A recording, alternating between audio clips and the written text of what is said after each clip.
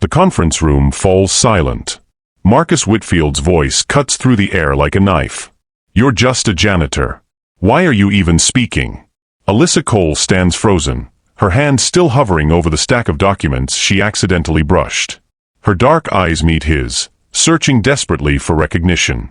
For memory. For anything. Nothing. His fiancée laughs beside him, cold and sharp. People like her should know their place. Alyssa nods and walks away, her heart splintering with every step. Because 12 years ago, she took a bullet for this man. She saved his life in a war zone halfway across the world. He held her hand and promised he'd never forget her. And now he looks at her like she's nothing. But what Marcus doesn't know is that the janitor quietly cleaning his floors still has his dog tags tucked away in her apartment. She still remembers every word he whispered under those desert stars. And tonight, at the company gala, she's going to make him remember everything. Even if it destroys them both. Welcome back to Mr. Harrington's Stories, where love, betrayal, and redemption collide in the most unexpected ways. Before we dive deeper into Alyssa's story, I want to say this. May your week be filled with unexpected blessings, and may you never forget the people who saved you when you needed it most. If you're here right now, type present in the comments. Let me know you're with me on this journey. And if you believe that people deserve to be seen for who they truly are, not just their job title or bank account, hit that subscribe button. Because this story, it's about to shake you to your core. Let's go. 4:30 in the morning. Brooklyn. The alarm clock buzzes in a cramped studio apartment where the walls are so thin you can hear the neighbors arguing, where the radiator clanks but barely puts out heat, where every surface tells the story of a life rebuilt from nothing. Alyssa Cole opens her eyes in the darkness. Her body aches before she even moves. It always does. The leg that was shattered by shrapnel 12 years ago protests with every shift, every stretch, a constant reminder of the day her entire world changed. Some mornings she can barely stand. Some mornings the pain is so sharp it steals her breath. But she never complains. Never asks for help. Because compared to what she survived, compared to the hell she crawled through to get here, a little pain is nothing. She sits up slowly, her hand instinctively reaching for the small wooden box on her nightstand. She doesn't open it. Not yet. But she touches it, traces the worn edges with her fingertips, drawing strength from what's inside. A pair of dog tags that don't belong to her. A faded photograph of a man who used to look at her like she hung the stars. A man who now looks right through her. By 5:30, she's dressed in her janitorial uniform. Navy blue. Shapeless. Designed to make her invisible. She pulls her natural curls into a tight bun, laces up her worn work boots, and steps out into the cold morning air. The subway ride to Manhattan is packed with people half asleep, everyone lost in their own worlds, no one seeing anyone else. She's used to it. Being invisible. By 6 in the morning, she's standing in the gleaming lobby of Whitfield Industries, a tower of glass and steel that pierces the New York skyline like a monument to wealth and power. The floors shine like mirrors under her mop. The marble gleams. Everything here is perfect, pristine, untouchable. Just like the man whose name is engraved on every surface. Executives rush past her in their designer suits and clicking heels, talking on phones, clutching coffee cups that cost more than her hourly wage. They don't see her. To them, she's part of the building. Part of the furniture. Just another piece of the machine that keeps their world running smoothly. But Alyssa sees everything. She hears the whispered conversations in empty hallways. The phone calls people think no one is listening to. The secrets people spill when they forget the cleaning lady has ears. She's learned that invisibility is a kind of power. When people think you don't matter, they stop guarding their words. They stop hiding their truths. And Alyssa has learned things. Things about this company. Things about the people who run it. Things that might matter someday. Because Alyssa Cole wasn't always a janitor. She was Sergeant Alyssa Cole once. Decorated. Respected. A woman who led soldiers through hell and brought them home. A woman who saved lives and took bullets and earned medals that now sit in a box because there's no place to display them in a studio apartment in Brooklyn. Life after war had been unforgiving. The medical bills piled up faster than she could pay them. The PTSD made it hard to sleep, hard to trust, hard to exist in a world that felt too loud and too bright after years of sand and gunfire. The job market looked at her resume and saw a soldier, not a worker. Too damaged. Too intense. Too much. So she took what she could get. And somehow, in a twist of fate so cruel it almost feels intentional, she ended up here. In the tower with his name on it. Cleaning the floors he walks on. Emptying the trash cans in rooms where he makes decisions that move billions of dollars. Working for the man who once promised he'd never forget her. Across the city, in a penthouse that overlooks Central Park like a kingdom surveying its domain, Marcus Whitfield wakes to a world that couldn't be more different. His alarm doesn't buzz. It chimes softly, a sound designed by some tech company to be the least jarring way to wake a human brain. The morning light filters through floor-to-ceiling windows, casting everything in gold. His assistant has already been here, laying out his schedule on the tablet by his bed, arranging his suit for the day, ensuring that every detail of his life runs like the well-oiled machine it is. At 38, Marcus Whitfield has built an empire. His father's company had been successful, worth millions, a solid legacy. But Marcus took that legacy and turned it into something else entirely. Whitfield Industries now dominates the tech world. Military contracts. Artificial intelligence systems. Global reach. Billions in revenue. His name appears in Forbes, in Fortune, in every publication that tracks the movement of power and money. He has everything a man could want. The penthouse. The private jet. The car collection. The respect of world leaders and the fear of his competitors. He sits on boards. He influences policy. When he speaks, markets move. But late at night, when the city goes quiet and the meetings end and the performance of being Marcus Whitfield finally stops, he opens a locked drawer in his office. Inside is a single photograph. A woman in military fatigues, standing in the desert, smiling at the camera with a brightness that seems impossible in that landscape of dust and death. Her eyes are warm. Her smile is real. She looks like someone who could save your life and make you laugh in the same breath. On the back of the photograph, in Marcus's own handwriting, are words he's read 1,000 times but never said aloud. Alyssa. The one I let go. The one I'll never forget. He stares at it for long minutes, his jaw tight, his chest heavy with something that feels like regret but runs deeper. Then he puts it back in the drawer. Locks it. Buries it under paperwork and contracts and all the things that matter in his world now. Because Marcus Whitfield has learned to forget. Or at least, he's learned to pretend. His fiancée, Celeste Harlow, is already awake when he gets to the office. She's planning the charity gala for tonight, a massive event that will bring together investors, celebrities, politicians, anyone who matters in their world. Celeste moves through the space like she owns it, her designer dress perfect, her hair flawless, her smile practiced and cold. She's beautiful in the way that expensive things are beautiful. Polished. Perfect. Empty. Their engagement had been strategic. Her family has old money, connections that open doors even Marcus's billions can't. She fits into his world seamlessly, knows how to smile for cameras, how to charm investors, how to play the game. But there's no warmth between them. No real connection. Their conversations are about schedules and appearances and who needs to be impressed at which event. They sleep in the same bed but might as well be on different continents. Marcus tells himself it's enough. That love is for people who have time for it. That what he has with Celeste is mature, practical, the kind of partnership that builds dynasties. But sometimes, late at night, he opens that drawer. 12 years ago, everything was different.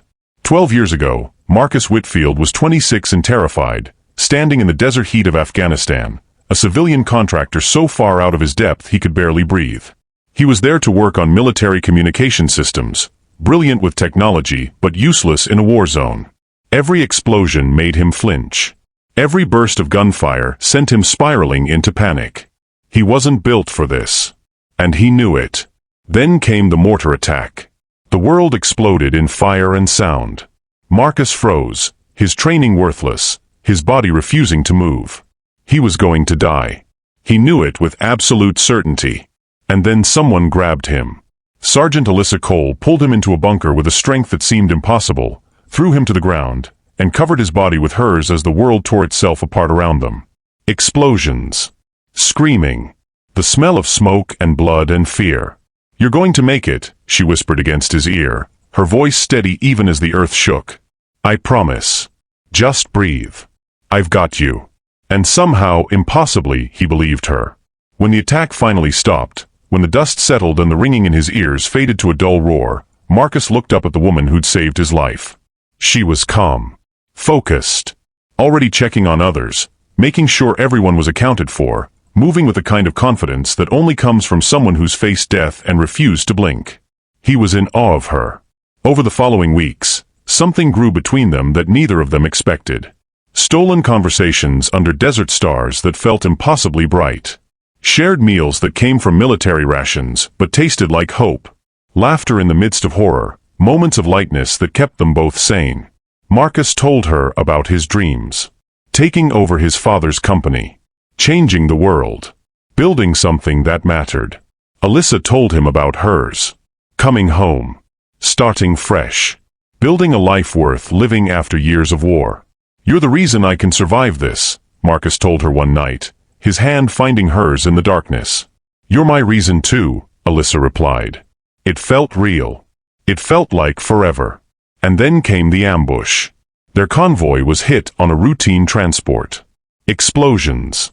Gunfire. Chaos.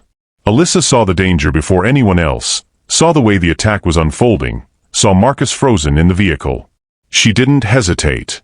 She threw herself between him and the bullets, taking shrapnel meant for him, her body absorbing the impact that would have killed him instantly. She saved him. Saved 2 others. Paid for it with her blood and her bones and her future. Marcus watched her being airlifted out, unconscious, broken, barely alive. He tried to follow. Tried to stay with her. But the military doesn't work that way. He was a civilian. She was a soldier. They were separated by protocols and procedures and a system that didn't care about promises made under desert stars. When Alyssa woke up 3 weeks later in a military hospital in Germany, her leg was shattered, held together with pins and prayers. Her career was over. The doctor said she'd walk again, but she'd never run, never deploy, never be the soldier she'd trained her whole life to be. And Marcus was gone. She searched for him. Called every number she had. Reached out to everyone they'd known. But Marcus Whitfield had returned to his world of wealth and power and endless possibility. He'd stepped back into his life. And somehow, in the chaos of recovery and relocation and rebuilding, they'd lost each other. Or maybe he'd let her go. Maybe it was easier to move forward than to look back.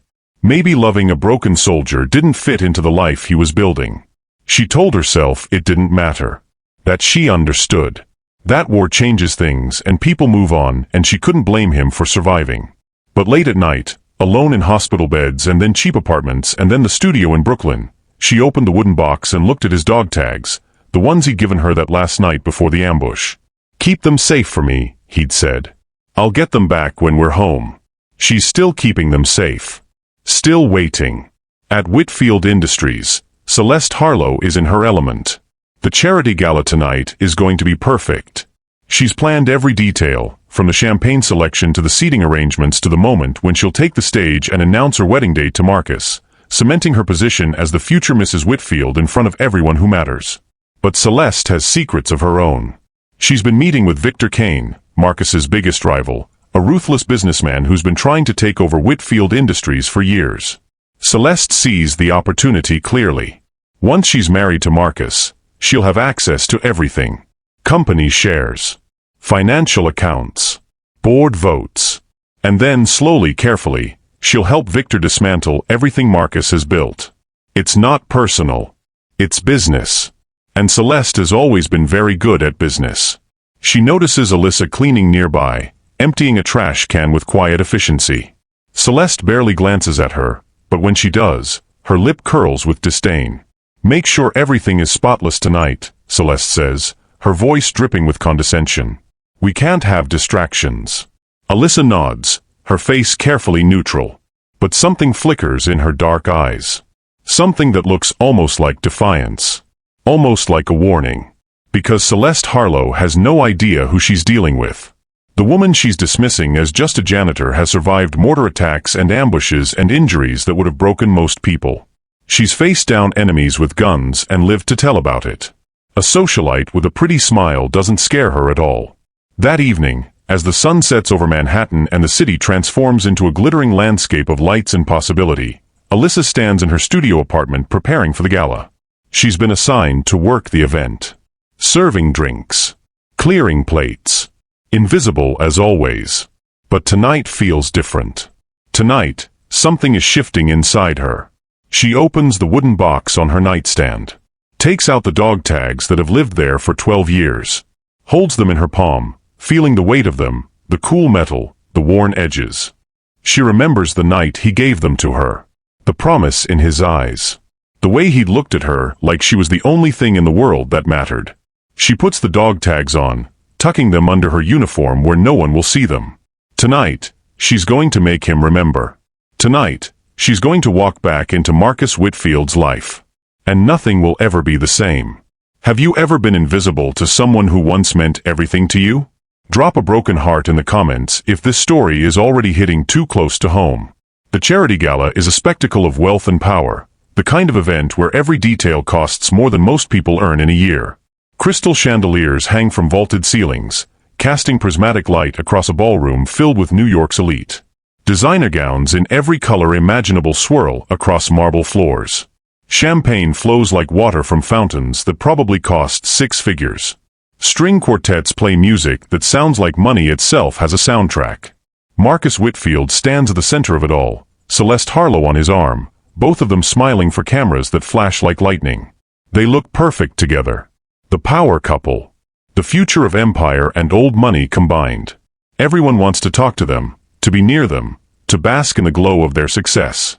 But if you look closely at Marcus's eyes, you'll see something missing. Something hollow behind the smile. Alyssa moves through the crowd like a shadow. She carries trays of champagne glasses, clears empty plates from tables, refills water glasses with the kind of efficiency that comes from years of being invisible. Her uniform is crisp and clean. Her movements are precise. No one looks at her. No one sees her. She's used to it by now. But then something changes. Across the ballroom, an older man in a decorated military uniform watches her. He's a general, retired but still carrying himself with the bearing of someone who commanded thousands. He notices the way Alyssa moves. The posture. The awareness. The way she scans a room without seeming to, noting exits and threats and details that most people miss. Military training. Unmistakable to someone who knows what to look for. He approaches her quietly as she's clearing a table near the edge of the room.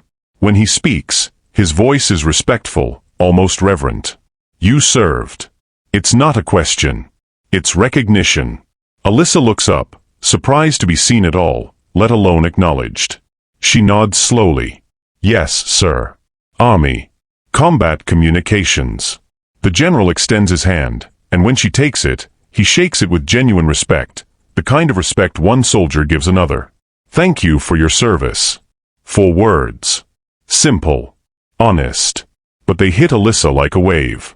It's the first time in years that anyone in this building, anyone in this company, has seen her as more than invisible. Has seen her as a person. As someone who matters. Her eyes burn with tears she refuses to let fall. She nods again, unable to trust her voice. The general gives her a knowing look, one that says he understands more than she realizes, and then moves on. But something has shifted in Alyssa. Something has awakened. She's not just invisible anymore. Marcus needs air. The gala is suffocating, all these people wanting things from him, expecting things, performing their roles in this endless theater of wealth and influence. He excuses himself from Celeste and the investors surrounding them, telling them he needs to take an important call. He walks down a quiet hallway away from the ballroom, away from the music and laughter and clinking glasses. The silence feels like relief. Until he turns a corner and nearly collides with someone carrying a tray. Watch it, he snaps automatically, his tone sharp with irritation. But when he looks up, something stops him cold. It's her. The janitor from the conference room. The one he dismissed so cruelly. But this time, she doesn't look away. She doesn't drop her eyes or shrink back.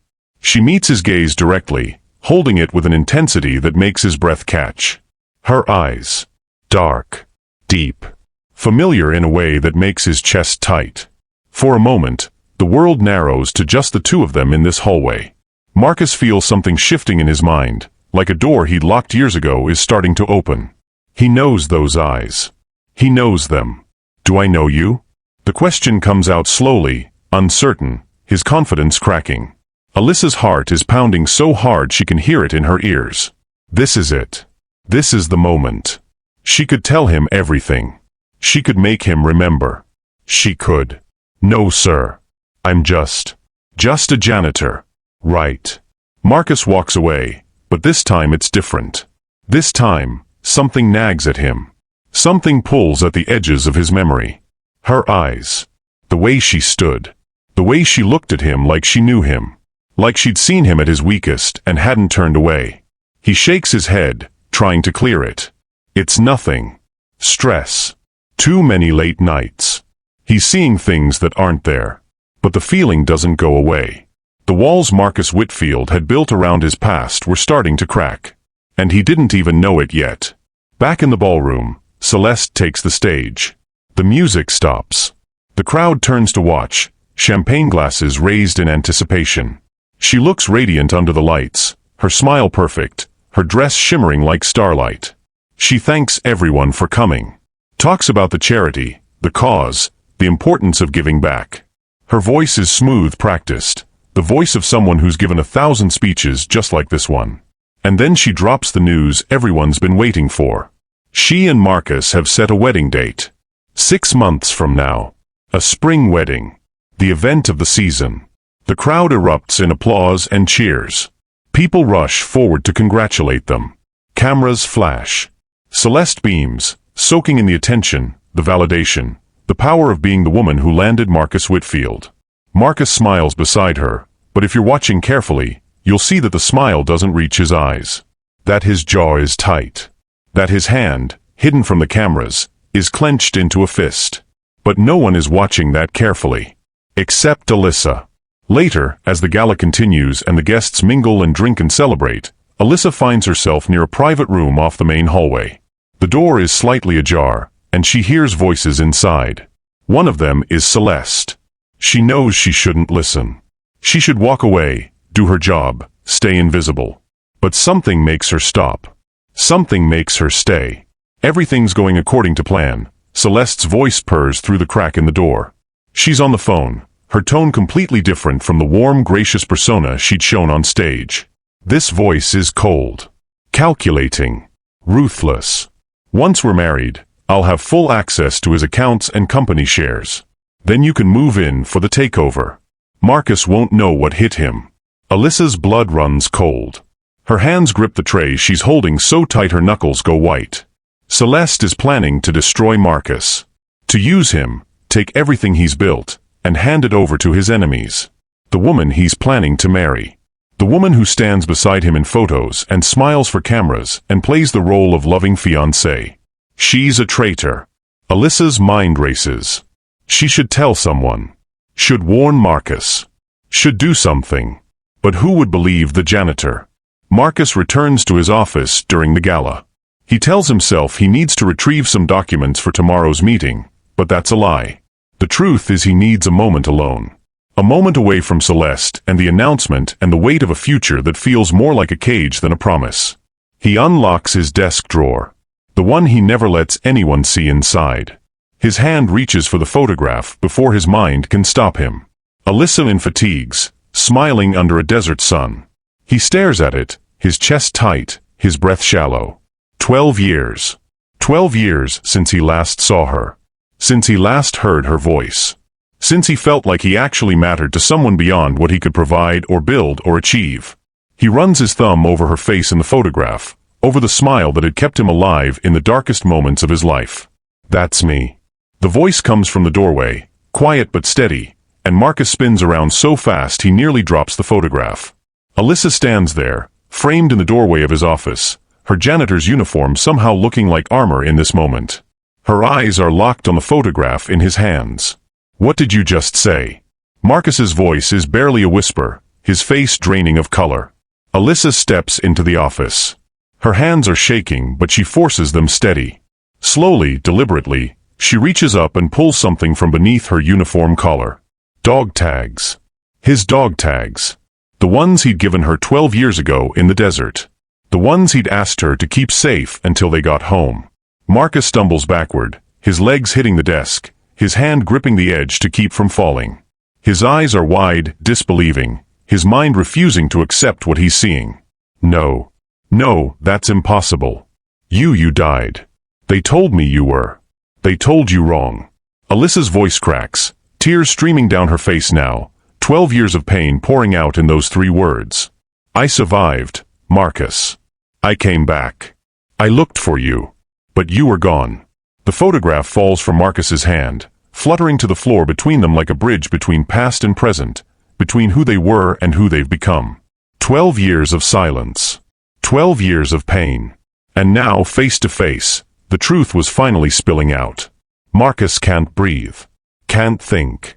His mind is spinning, trying to reconcile the woman in front of him with the memory he's carried all these years. The janitor he dismissed is the soldier who saved his life. The invisible woman he looked through is the person he spent 12 years trying to forget and never could. Why didn't you find me? His voice is raw, breaking. Why didn't you? I tried. Alyssa's composure finally shatters, her voice rising, all the anger and hurt and betrayal exploding out of her. I called every number I had.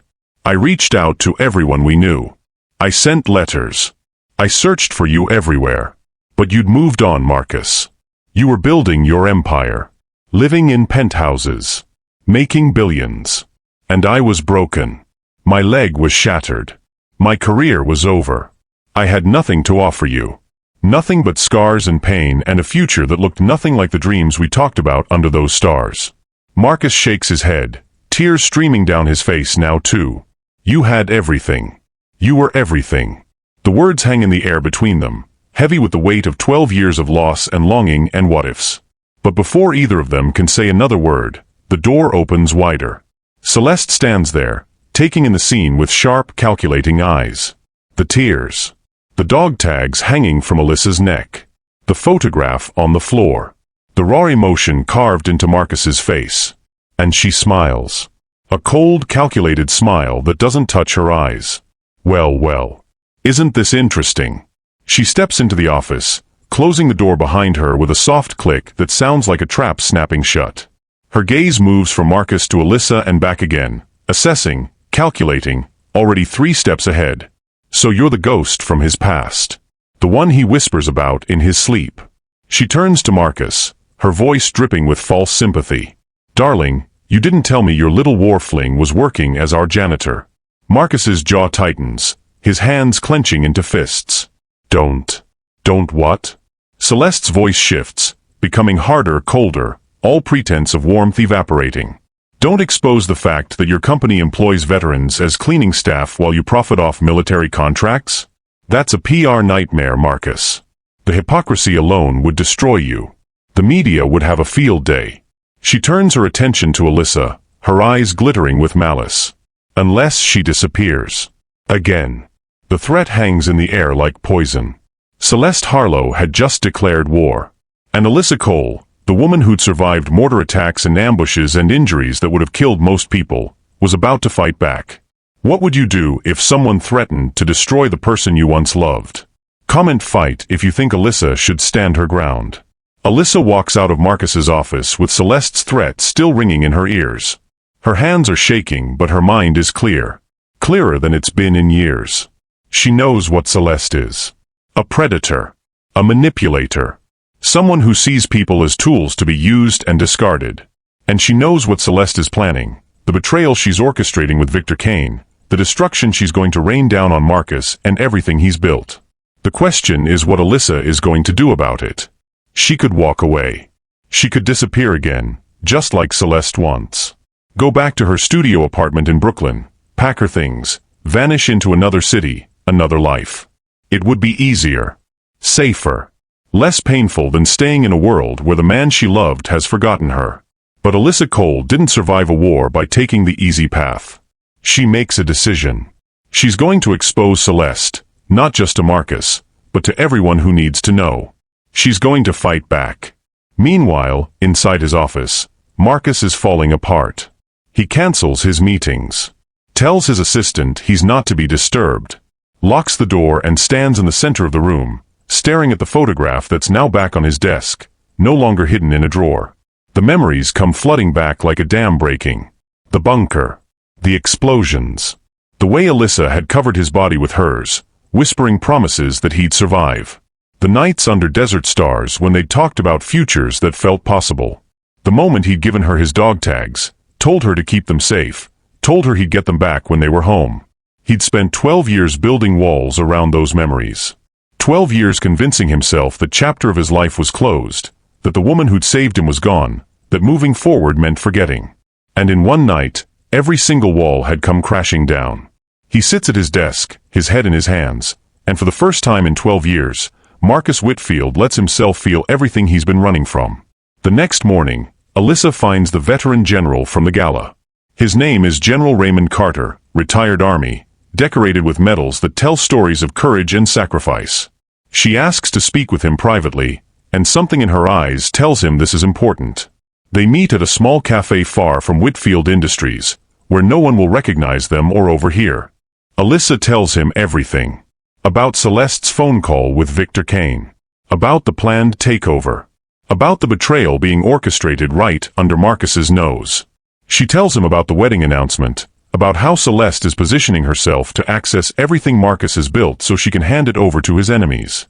The general listens, his face growing darker with each revelation. When she finishes, he's silent for a long moment. Then he tells her he believes her. And more than that, he's going to help her. General Carter has connections, influence, access to people who can dig up information that civilians can't reach. He believes in justice, in protecting those who've served, in making sure people like Celeste don't get away with their schemes. Together, they start gathering evidence. Phone records that show dozens of calls between Celeste and Victor Kane. Emails discussing financial strategies and company vulnerabilities. Bank transactions that reveal secret accounts and hidden payments. Everything they need to prove what Celeste has been planning. But as the evidence piles up, Alyssa hesitates. She knows what exposing Celeste will do. It will destroy Marcus's engagement. Humiliate him publicly. Shake the foundation of his company. Call his judgment into question. The man who's built an empire on being sharp, strategic, untouchable will be revealed as someone who was fooled by the woman closest to him. It will hurt him. Deeply. Alyssa stares at the stack of documents in front of her, at the proof of Celeste's betrayal, and feels the weight of her choice pressing down on her chest. She could walk away. Let Marcus discover the truth on his own, or not discover it at all. Let him marry Celeste. Let his company fall. Let him reap the consequences of forgetting her. She'd have every right to. He dismissed her. Called her just a janitor. Looked right through her like she didn't exist. But when she closes her eyes, she sees him at 26, terrified and shaking in that bunker, holding on to her like she was the only thing keeping him tethered to life. And she knows she can't let him fall. Not when she has the power to save him. Again. 3 days later, Marcus calls an emergency board meeting. The message goes out to all board members, key investors, senior executives. Attendance is mandatory. No exceptions. Celeste arrives in a cloud of expensive perfume and confidence, Victor Kane at her side. She assumes this is about finalizing some merger or acquisition, another chess move in the game of empire building. She has no idea what's coming. The boardroom fills with powerful people in expensive suits, all of them wondering why they've been summoned on such short notice. Marcus stands at the head of the table, his face unreadable, his posture rigid with tension. And in the back of the room, barely noticeable in her janitor's uniform, stands Alyssa. Marcus begins speaking, his voice steady and cold. He tells them he's recently learned that someone close to him has been plotting to destroy the company from the inside. That there's been a conspiracy to orchestrate a hostile takeover. That trust has been betrayed at the highest level. Celeste's confident smile begins to falter. Victor Kane shifts uncomfortably in his seat. Marcus nods to Alyssa. She steps forward, and for the first time, every person in that room actually sees her. Not as furniture. Not as invisible. But as someone who matters. She presents the evidence. Phone records displayed on the screen behind her, showing the pattern of calls between Celeste and Victor Kane. Emails projected for everyone to read. Discussions of strategy and timing and how to dismantle Whitfield Industries piece by piece. Bank statements revealing payments and secret accounts. The room erupts in chaos. Board members shouting questions. Investors demanding explanations.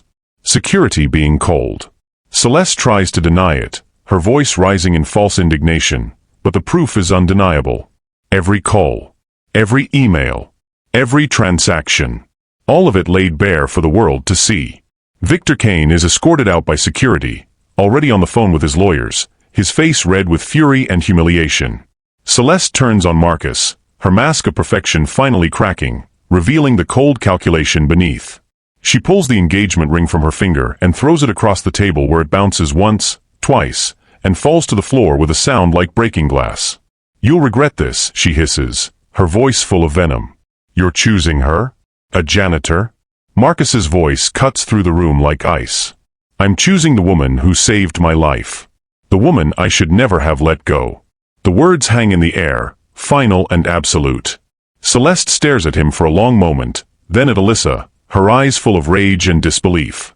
Then she turns and storms out of the boardroom, her heels clicking against marble like gunshots, her designer dress swishing behind her like the cape of a defeated villain. The door slams shut, and the silence that follows feels like the end of an era. After the meeting, after the board members disperse and the lawyers are called and the crisis management team start working, Marcus finds Alyssa outside the building. She's sitting on a bench in the small park across the street, still in her uniform, looking exhausted in a way that goes beyond physical tiredness. She's drained. Emotionally spent. Like she's just fought a battle she wasn't sure she'd survive. Marcus sits down beside her. For a long time, neither of them speaks. They just sit there, two people who've been through hell together and apart, trying to figure out what comes next. Finally, Marcus breaks the silence. "I'm sorry." His voice is rough, barely above a whisper. "I'm so sorry. I should have looked harder. I should have found you. I should have never stopped searching." Alyssa doesn't look at him. She keeps her eyes on the city moving past them, people rushing to their lives, unaware of the drama unfolding on this bench. "You were 26, she says quietly. "You were traumatized. You went back to a life you understood, a world that made sense.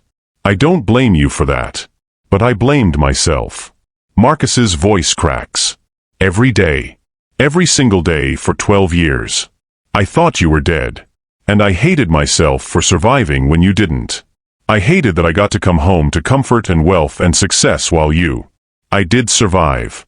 Alyssa finally turns to look at him, tears streaming down her face. "I'm right here." Marcus takes her hand, holding it like it's the most precious thing in the world. "I know. And I'm not letting you go again." The weeks that follow are messy and complicated and nothing like a fairy tale. Marcus steps down temporarily as CEO, putting the company in the hands of trusted board members while he focuses on healing. Not just the company's reputation, but his own soul. His own mistakes. His own buried trauma. He hires Alyssa, not as a janitor, but as a consultant for veteran relations. Together, they launch a new initiative at Whitfield Industries, one focused on hiring and supporting veterans as they transition to civilian life. Real positions. Real opportunities. Not cleaning floors but building careers. It becomes Marcus's redemption project. His way of making amends not just to Alyssa, but to all the veterans his company had overlooked, had made invisible, had failed to see. Alyssa and Marcus begin the slow, careful work of rebuilding what they lost. They go to therapy, both separately and together. They talk about the war, about the ambush, about the years of pain and silence and misunderstanding. They talk about PTSD and survivor's guilt and the weight of carrying memories that never fully fade. It's not perfect. There are days when the past feels too heavy to carry. Days when old wounds open and trust feels fragile. Days when Alyssa wonders if love can really survive 12 years of separation and hurt. But there are also days when Marcus looks at her like he did in that desert. Days when they laugh together over something small and ordinary. Days when healing feels possible. Love isn't about perfect timing. It's about showing up, even when it's hard. Even when it hurts. Even when 12 years have passed and everything has changed except the way your heart recognizes another heart. 6 months later, on a clear night when the stars are visible despite the city lights, Marcus and Alyssa stand on the rooftop of Whitfield Tower. The city spreads out below them like a carpet of lights and possibilities. The air is cool but comfortable. The world feels, for the first time in a long time, full of potential instead of pain. I still have your dog tags, Alyssa says, her hand moving to touch them where they hang around her neck, no longer hidden under a uniform but visible, acknowledged, honored. I still have your photograph, Marcus replies. It's framed now. On my desk where everyone can see it. They look at each other, these two people who've been through war and loss and years of separation. Two people who've survived things that should have broken them. Two people who somehow found their way back to each other. Do you think we can really do this? Alyssa asks, vulnerability clear in her voice. Marcus takes her hand, threading his fingers through hers. I don't know. But I'm willing to try. Are you? Alyssa thinks about everything they've survived. The mortars and the shrapnel. The hospitals and the separation. The years of invisibility and pain. The confrontations and revelations. The slow, difficult work of healing. And she thinks about standing under desert stars 12 years ago, believing in a future that seemed impossible. Yes, she says, a smile breaking across her face for the first time in what feels like forever. I am. They stand together under the stars, just like they did 12 years ago in a war zone halfway across the world. But this time, they're not promising to survive. They're promising to live. Some people say you can't go back. That the past is the past, that time only moves forward, that what's lost stays lost forever. But maybe, just maybe, some love stories aren't about moving forward. They're about finding your way home. About recognizing that home isn't a place or a time, but a person who sees you, really sees you, even when the world has made you invisible. And Alyssa Cole, the soldier who became a janitor who became herself again, had finally come home. Do you believe in second chances? Drop a heart in the comments if this story touched yours. And subscribe if you want more stories about love, redemption, and never giving up on the people who matter most.